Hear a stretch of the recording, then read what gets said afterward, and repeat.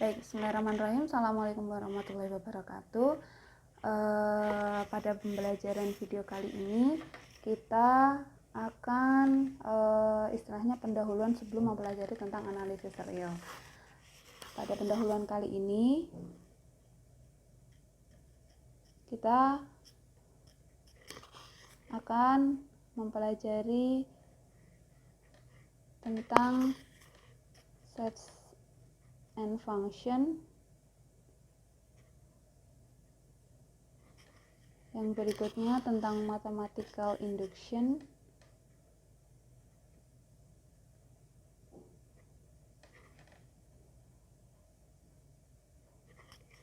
Dan yang ketiga nanti akan ada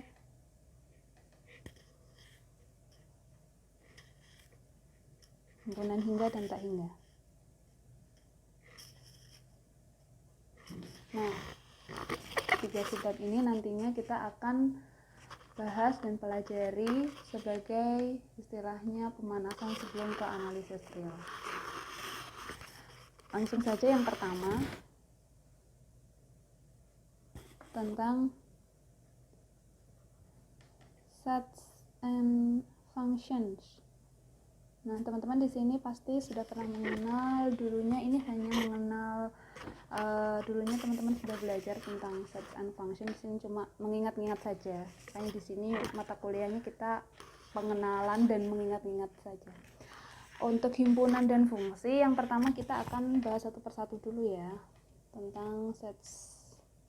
Nah, himpunan di sini teman-teman kita akan sedikit mencari tahu letak kita di mana ketika kita belajar analisis real. Kalau teman-teman sudah pernah tahu, himpunan yang pernah teman-teman jumpai mungkin adalah ada kompleks. Di sini kompleks number teman-teman sudah pasti tahu bahwasanya di sini ada bilangan yang teman-teman biasanya kenal dengan i atau imajinernya, ada bilangan realnya. Makanya di sini bentuk dari kompleks number itu biasanya A plus BI, atau misalnya di sini saya kasih contoh 2 plus 3i seperti itu. Nah, di sini teman-teman nantinya kita tidak akan membahas lanjut tentang kompleks, kita hanya fokus pada bilangan real. Makanya kompleks itu adalah dia masih bisa terbagi menjadi dua, yaitu bilangan yang imajiner dan bilangan realnya. Nah, bilangan imajiner teman-teman sudah tahu bahwa imajiner itu pasti yang ada i-nya seperti itu. Nah, i-nya itu apa? Misal dia akar min 3, akar min 2 dan sebagainya. Itu bilangan imajinernya. Nah, untuk bilangan realnya sendiri, bilangan real di sini masih terbagi menjadi dua, yaitu bilangan yang rasional dan bilangan yang lawannya pasti ya irasional. Biasanya rasional kita simbolkan dengan gia. Nah, bilangan rasional itu seperti apa? Bilangan rasional itu bisa disimbolkan atau dinotasikan dengan A plus B, di mana AB itu dia elemennya Z dan B-nya sudah pasti tidak boleh 0. Nah, irasional itu adalah, kalau teman-teman pernah mendengar dulu ada pi, nilai dari pi itu kan 3,141595 35 dan seterusnya. Nah, di sini teman-teman bedanya apa sih rasional sama irasional? Kalau rasional itu teman-teman pernah mungkin menjumpai angka ketika memang dia kalau di sini saya kasih contoh lagi ya. Saya kasih contoh 3/7. Nah, di sini kalau dibuat desimalnya 0,428571. 4285571. 4285571. Nah, di sini sudah pasti kalau rasional itu dia berulang dari 428571, 428571. Sedangkan irasional dia bilangannya tidak berulang, 141592 6535 dan seterusnya. Nah, itu perbedaannya. Nah, balik lagi ke bilangan yang rasional. Nah, bilangan rasional di sini itu terbagi lagi menjadi dua. Yang pertama bilangan bulat, yang kedua bilangan pecahan. Nah, A per B kan sudah pasti kalau misalnya 8/2 kan hasilnya 4. Nah, di sini masuknya bulat. Sedangkan kalau misalnya A per B-nya 1/2, maka dia masuknya ke pecahan. Gitu. Jadi kalau misalnya dibuat contohnya ya di sini ada plus minus 1, plus minus 2 dan seterusnya. Tapi kalau pecahan di sini sudah pasti contohnya kita ambil setengah, 1/4, 1/8 dan seterusnya. Kita mau ambil. Kemudian dari bilangan bulat sendiri itu biasa kita simbolkan dengan Z. Nah, dari bilangan bulat sendiri ini kita bisa bagi lagi menjadi dua, yaitu yang positif dan yang negatif. Sudah pasti teman-teman sudah tahu bahwasanya kalau yang positif itu ya angka-angkanya seperti 1, 2, 3 dan seterusnya. Kalau yang negatif sudah pasti -1, -2, -3 dan seterusnya. Nah, di sini kita jadi tahu bahwasanya analisis real itu daerah yang kita pelajari itu adalah seluruh daerah yang ada di sini. Dari real, rasional, irasional, dari rasional bulat sama pecahan, dari bulat sendiri positif negatif. Seluruh bilangan yang ada di sini itu nanti yang menjadi bahasanya kita atau ruang lingkup belajar kita tentang analisis real.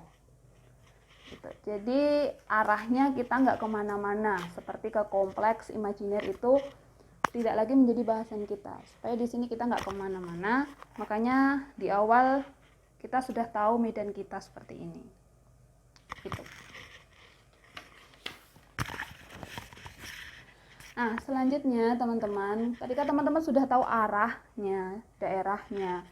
Nah, di sini selanjutnya kita akan belajar tentang lagi-lagi himpunan. Nah, teman-teman pas waktu dulu sudah belajar tentang himpunan, ada himpunan yang tadi sudah saya bilang, ada real, kompleks, bilangan bulat, pecahan. Nah, di situ ada lagi yang biasa teman-teman sebut dengan operasi pada himpunan. Yang teman-teman sudah pernah kenal itu ada gabungan, irisan, dan mungkin ada selisih. Nah, di sini di teorema yang sudah coba kita konstruksikan, aplikasi atau penerapan dari himpunan yang dioperasikan. Misalnya kita mau membuktikan nih teorema tentang operasi pada bilangan atau operasi pada himpunan. Di sini bahasnya. Yang pertama, kalau teman-teman ada A, B sama C itu merupakan himpunan. Nah, teman-teman diminta untuk membuktikan.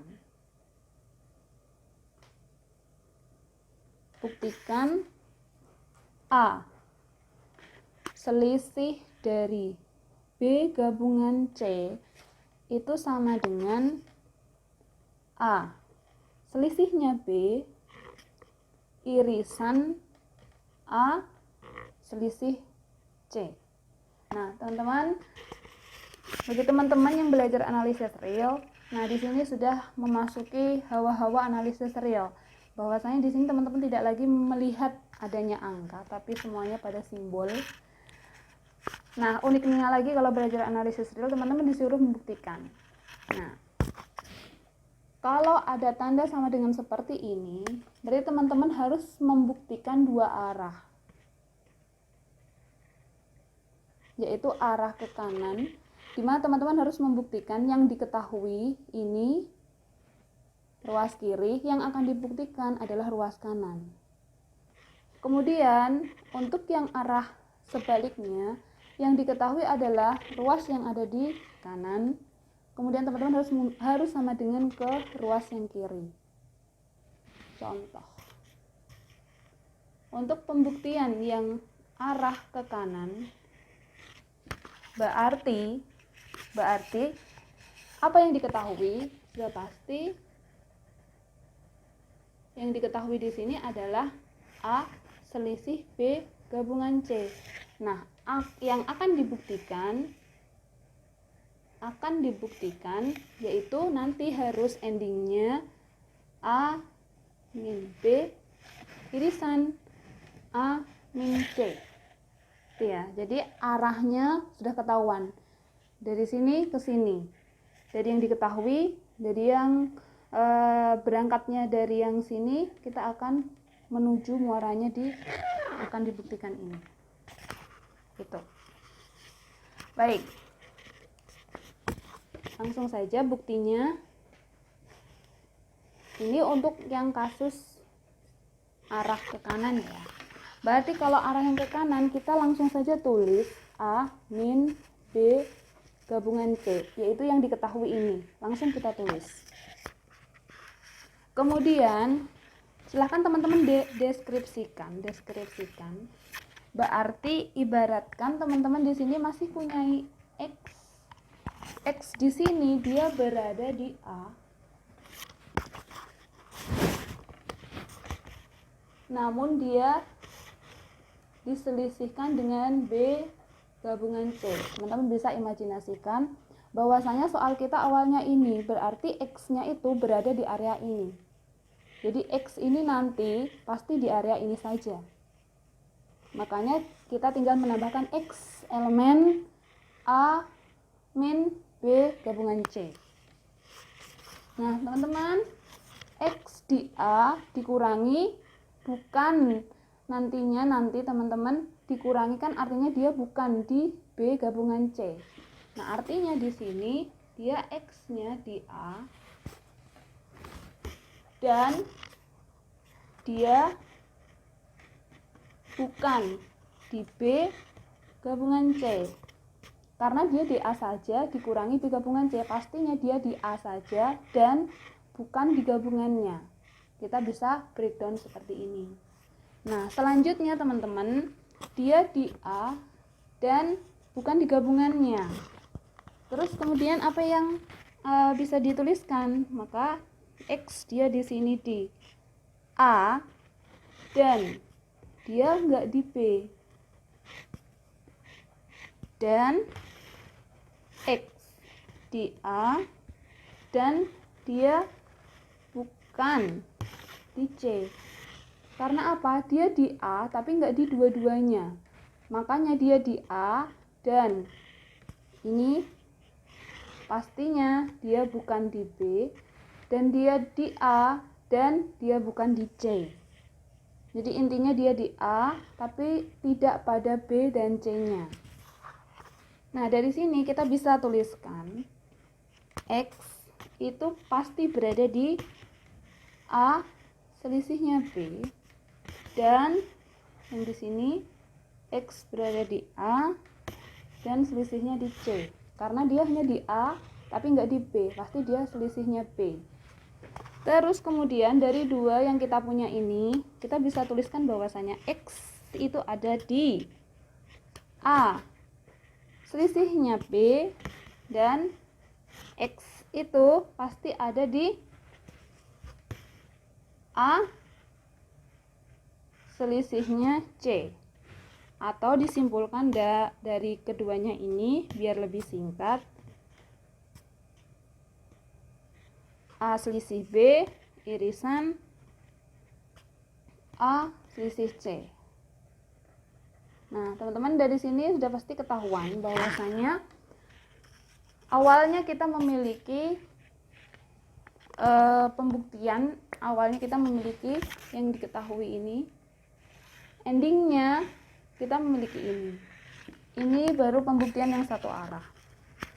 Nah, untuk yang pembuktian ke kiri, silahkan diserahkan kepada pemirsa untuk latihan. Karena di sini memaksa teman-teman untuk membuktikan karena sama dengan harus membuktikan dua arah, kanan ke kiri, kiri ke kanan. Makanya untuk yang selanjutnya silahkan dibuktikan sendiri, baru nanti endingnya teorema yang kita punya ini itu terbukti.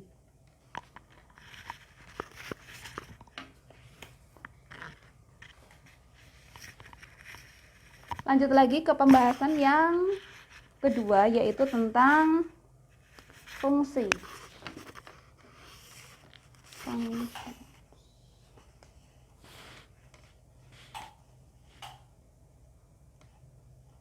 Nah, kalau tentang fungsi, ini materi sebenarnya sudah selesai semua, teman saya mengulas saja.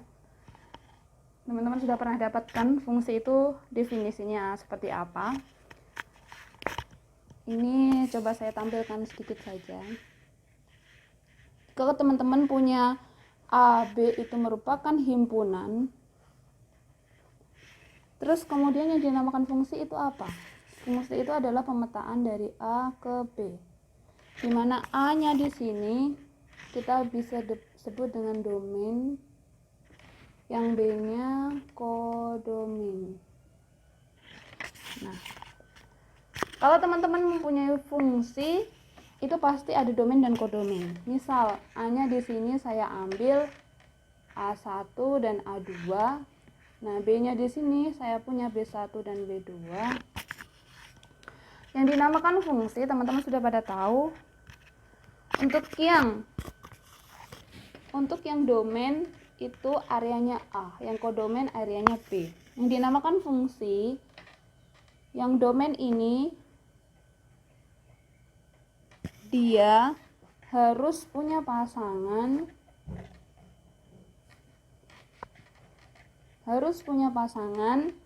dan tidak boleh selingkuh.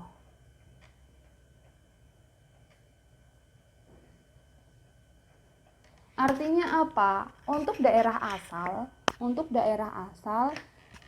silakan teman-teman mau ambil A1, A2 atau sebanyak apapun. Yang penting syarat yang namanya fungsi, syaratnya dia itu domainnya harus punya pasangan dan tidak boleh selingkuh. Domainnya harus punya pasangan. Misal teman-teman fungsikan ke sini.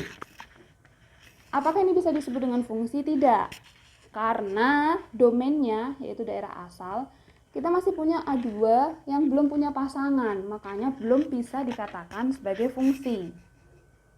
Nah, supaya apa? Biar dia memiliki biar memiliki teman atau pasangan atau bisa dikatakan dengan fungsi, maka A2 ini harus mempunyai teman di sini. Terserah teman-teman boleh ke B1 atau B2, nggak ada masalah. Misal ke B2. Nah, apakah ini bisa disebut fungsi? Bisa, karena dia sudah punya pasangan dan otomatis A1 hanya punya B1, A2 hanya punya B2. Artinya dia nggak melakukan perselingkuhan. Tuh. Nah, yang dimaksud dengan selingkuh itu seperti apa? Ketika A1 sudah punya teman di B1, ketika saat itu teman-teman ingin memfungsikan A1 sama B2. Jadi dia memiliki dua fungsi di sini, hasil fungsinya 2. Nah, A1 di sini dia bisa dikatakan selingkuh. Artinya dia memiliki 2 teman di daerah kodomain. Nah, apakah ini dikatakan fungsi? Ini tidak bisa dikatakan fungsi. Teman-teman harus memperhatikan 2 ini. Jadi teman-teman harus menjamin bahwa domain itu harus punya teman dan dia tidak boleh selingkuh. Gitu. Itu sekilas tentang fungsi. Terus kemudian istilah-istilah nanti yang dipakai untuk ke belakang, terutama pembahasan tentang analisis real, di sini ada istilah INTO. Nah, INTO itu kalau saya boleh menyampaikan resume, silakan teman-teman itu pandang domain. Nah, domain di sini itu kan daerah asal. Nah, domain itu harus punya pasangan satu-satu. Artinya di sini harus punya pasangan satu-satu di sini. Ini juga pasangan satu di sini. Nanti kalau misalnya teman-teman ambil A3, dia juga harus punya pasangan satu di sini di daerah hasil. Itu. Terus kemudian ada lagi istilahnya yang kedua, yaitu selain INTO ada ONTO. Nah, kalau untuk ini teman-teman harus yang dipandang bukan domain lagi tapi kodomain. Nah, kodomen di sini juga syaratnya harus punya pasangan. Sudah. Artinya daerah hasil ini harus punya pasangan. Harus dan wajib punya pasangan. Itu baru disebut dengan pemetaan atau fungsi onto, atau kalau into itu dia daerah asalnya. Daerah asalnya di sini harus punya pasangan satu-satu di sini. Begitu. Itu tentang pengenalan fungsi.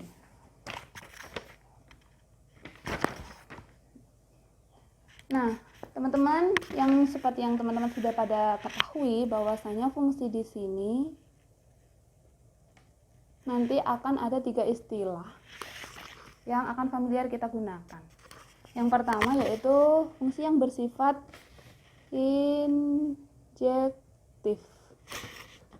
Nah, fungsi injektif itu biasanya kita mengenalnya itu korespondensi satu-satu.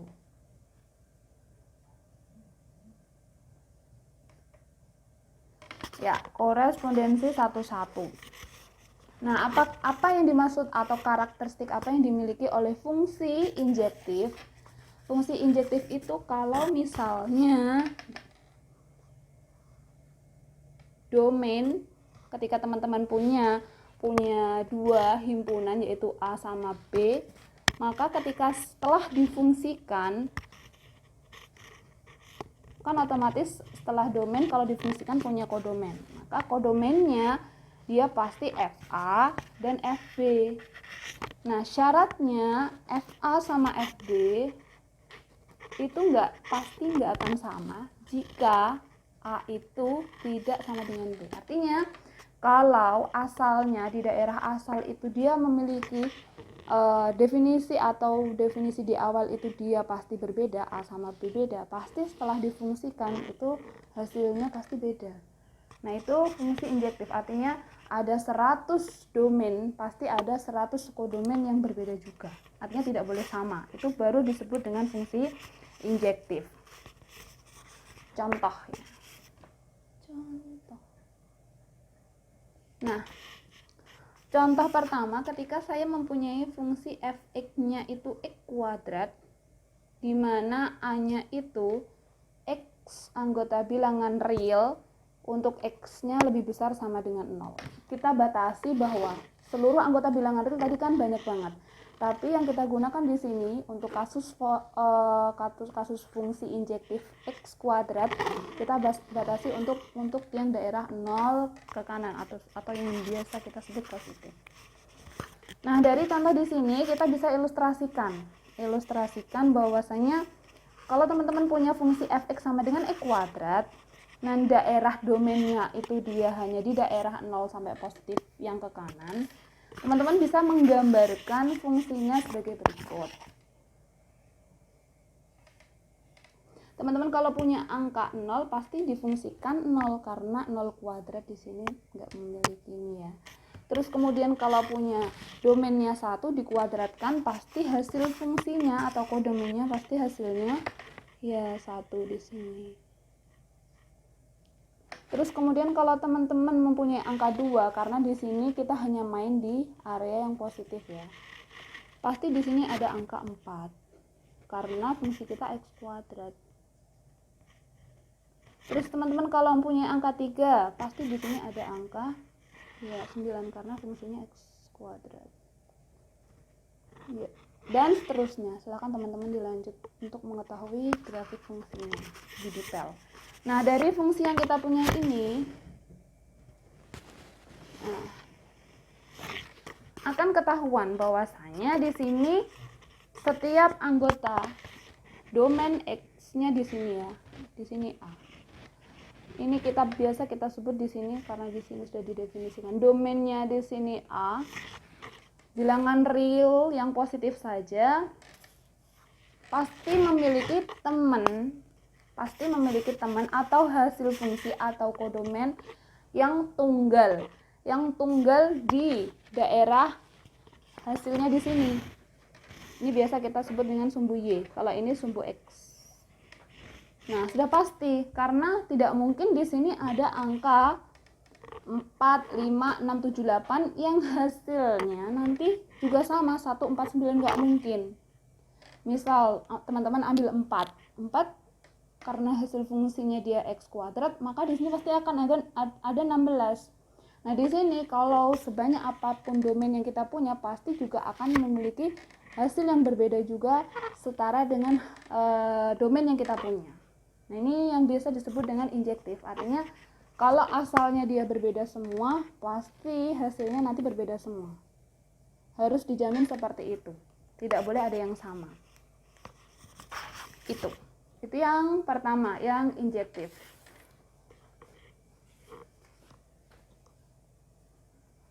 Untuk yang kedua itu ada fungsi yang surjektif. Fungsi yang surjektif ini biasa kita sebut dengan yang onto. Teman-teman sudah mengenal tadi ada into, ada onto. Nah, kalau onto, apa yang teman-teman harus lihat? Nah, seperti yang tertuliskan tadi, bahwasanya kalau onto, saya munculkan lagi. Nah, kalau onto di sini, silakan teman-teman ambil atau pandang kodomen saja. Dia harus punya pasangan. Kodomen, berarti B atau daerah hasil. Nah, fungsi subjektif di sini boleh saya tuliskan lagi. Saya tuliskan lagi ya. Kodomen harus punya pasangan. Itu saja syaratnya subjektif. Contoh ya. Contoh. Nah, contoh teman-teman, kalau misalnya di sini saya punya fungsi yaitu sin X. Nah, teman-teman pasti sudah familiar dengan fungsi sin X itu kalau diilustrasikan pada gambar seperti apa. Ini coba saya gambarkan dulu. Kurang lebih seperti ini. Dan seterusnya. Nah, nilai dari minimum maksimum sin teman-teman sudah tahu. Pasti di sini 1 dan min 1. Anggap saja sama ya. Nah, angka 1 dan min 1 di sini, kalau di sini kan biasanya sumbu X, kalau di sini sumbu Y. Di sini biasanya domain. Nah, di sini kodomen. Nah, apa sih syarat subjektif? Katanya kodomen harus punya pasangan. Itu saja cukup. Nah, kodomen di sini yang kita punyai, dia rentangnya dari positif sampai negatif di sini berjalan terus. Nah, kalau untuk sin X, pasti dia maksimum minimumnya ada di angka 1 dan min 1. Dari rentang ini pasti banyak banget angka-angka. Nah, di sini angka-angka yang di sini sudah pasti dijamin punya teman di daerah domain. Apa jaminannya? Silakan teman-teman masukkan angka sin berapapun, pasti yang angkanya di sini pasti ada hasilnya. Nah, di sini sudah pasti ketahuan di sini ada temannya dia. Sama di sini. Ya, di sini pasti ada temannya. Yang membuat dia sudah pasti ada jaminan rentang di sini dan rentang di sini itu pasti punya teman di daerah domain. Nah, di sini kita sebut domain. Nah, ini saja yang biasa kita sebut. Jadi teman-teman harus pandang kodomennya. Ya, harus punya teman. Tidak ada jaminan. Itu yang kedua. Nah, selanjutnya untuk yang ketiga. Nah, ketiga ini gabungan dari dua-duanya. Yaitu fungsi yang bijektif. Nah, bijektif itu apa? Gabungan dari injektif dan surjektif. Nah, jadi misalnya teman-teman sudah pasti tahu injektif yang tadi dia domainnya harus punya pasangan satu-satu.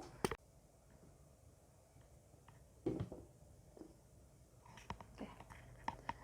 Untuk yang fungsi yang ketiga itu fungsi bijektif, itu dia gabungan dari injektif dan surjektif. Yang tadi sudah dibahas, kalau injektif itu teman-teman harus memastikan bahwa domainnya harus memiliki fungsi satu-satu sama hasilnya. Kalau surjektif itu teman-teman harus memastikan bahwa hasilnya itu harus punya teman di domain. Nah, ketika digabungkan itu korelasi dari injektif sama surjektif itu bisa dijadikan fungsi yang kita sebut bijektif. Intinya bijektif itu korespondensi satu-satu, di mana yang menjamin domain itu memiliki teman satu-satu dan kodomain itu wajib memiliki teman di domain. Itu saja. Dua syarat tadi digabungkan. Nah, contohnya di sini ketika kita punya fungsi fx, yaitu fungsinya sama dengan x yang tertulis. Nah, kita ilustrasikan ketika teman-teman masukkan x-nya angka 1, maka nanti fx-nya juga pasti hasilnya 1. Ketika teman-teman masukkan x-nya 2, maka fx-nya 2. Kalau dimasukkan min 1, fx-nya min 1. Kalau dimasukkan x-nya min 2, fx-nya min 2. Nah, grafik fungsinya yang terbentuk seperti ini.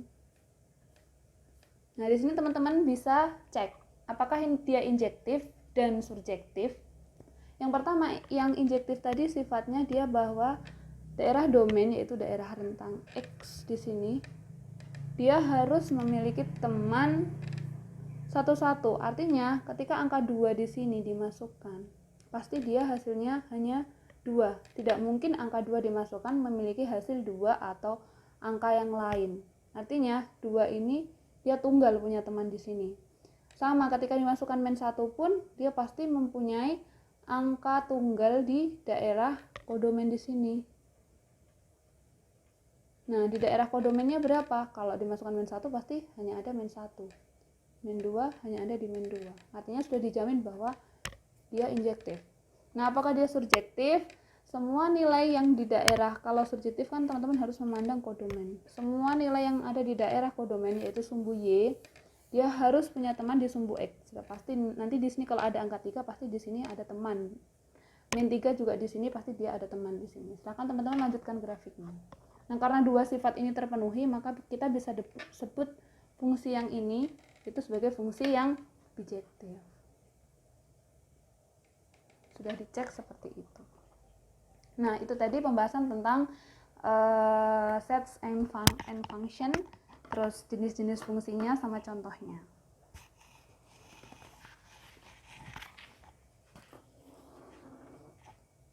Nah, untuk yang pembahasan selanjutnya, teman-teman, kita coba pahami lagi tentang fungsi yang sudah kita pelajari tadi sebagai contoh untuk pemahaman lebih lanjut. Ketika saya memiliki fungsi fx, contoh ya, fx-nya dia adalah x kuadrat. Nah, teman-teman, kalau punya fx sama dengan x kuadrat, kita coba gambarkan grafiknya. Nah, grafik yang kita punyai itu kalau teman-teman masukkan angka 1, berapa hasilnya? Ya, pasti dia ada di angka 1. Ini domain ya. Dia ada di X, kodomainnya ada di Y. Nah, ketika dimasukkan angka 1, pasti dia 1 kuadrat, hasilnya pasti 1. Nah, teman-teman, kalau dimasukkan angka min 1 sebagai domain, hasilnya berapa? Ya, dia pasti sama.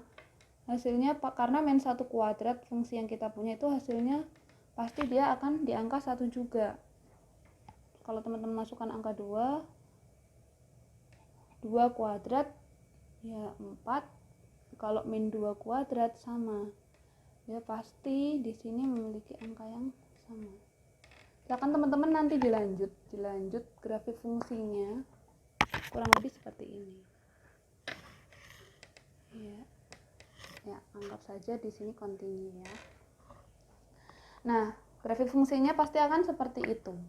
Nah, silakan teman-teman untuk mengecek apakah fungsi ini itu adalah fungsi yang into. Apa tadi into? Kalau into itu teman-teman harus memandang domainnya. Nih, saya coba munculkan. Fungsi yang into di sini adalah teman-teman harus memandang domainnya, harus punya pasangan satu-satu. Sedangkan onto, kodomainnya harus punya pasangan. Nah, apakah dia into? Jawabannya ya, karena setiap di sini, dan di sini kalau ada angka lagi, dia itu pasti punya pasangan di sini. Kalau di sini angka 3, pasti di sini ada angka 9 dan seterusnya. Udah pasti into. Terus ya, karena domainnya punya pasangan satu-satu. Terus cek lagi, apakah dia onto? Harus dicek lagi. Teman-teman, kalau onto tadi syaratnya adalah kodomain atau daerah hasilnya dia itu harus punya pasangan. Nah, lihat teman-teman. Kodomain di sini dia rentangnya ada di daerah atas, yaitu sumbu Y yang positif, dan daerah yang bawah sumbu Y yang negatif. Nah, teman-teman lihat, pasangannya yang ada di daerah domain itu hanya yang sumbu yang positif saja. Yang negatif dia tidak punya. Dia tidak punya domain yang punya pasangan di daerah negatif. Makanya dia tidak bisa disebut dengan fungsi yang onto. Karena apa? Untuk daerah hasil yang area negatif, dia tidak memiliki teman di domain. Itu.